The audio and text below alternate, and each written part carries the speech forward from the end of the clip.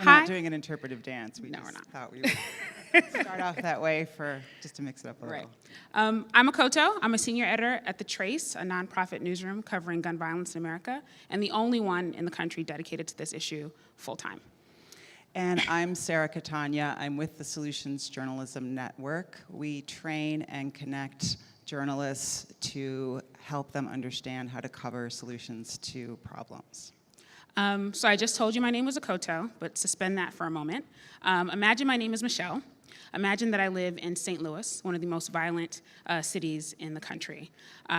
Imagine that I have a son, a 16-year-old named Anthony, who is a promising athlete and a really good kid. But because I live in this city, I know how young African-American men are disproportionately impacted by gun violence.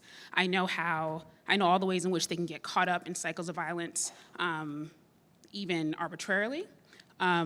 So what might I want to know, or how might I want a news source to serve me 10 years from now? And does anyone have a thought? Like, how would we want to cover Michelle's story? Anybody wanna? Or what might she want to know? How might you serve her news needs?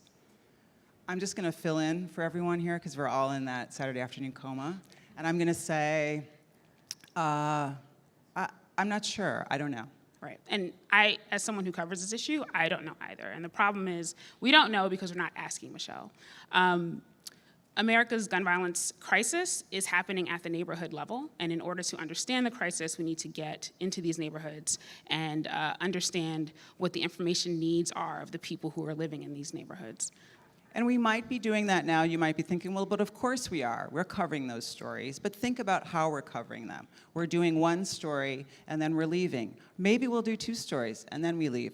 Are we covering these stories consistently over time? What kind of commitment are we making to these communities? How are we listening to them, hearing the stories, and consistently giving voice to the communities where these stories are taking place? Right, so it's not just reporting about Michelle and Anthony's experiences, but it's about reporting for them. We're talking about sustained, consistent filling of information needs of people who are living with the crisis that we're trying to cover. We're talking about partnering with local organizations and news outlets that are already doing that. Instead of just swooping in and covering it ourselves, who else is already doing this work, and how can we support them from an infrastructure level, from a reporting level, and how can we think about the best ways to continue to serve the people who are experiencing.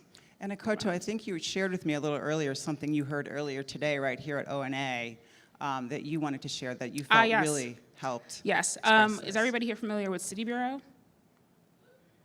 Right, City Bureau, shout out. City Bureau, shout out to City Bureau.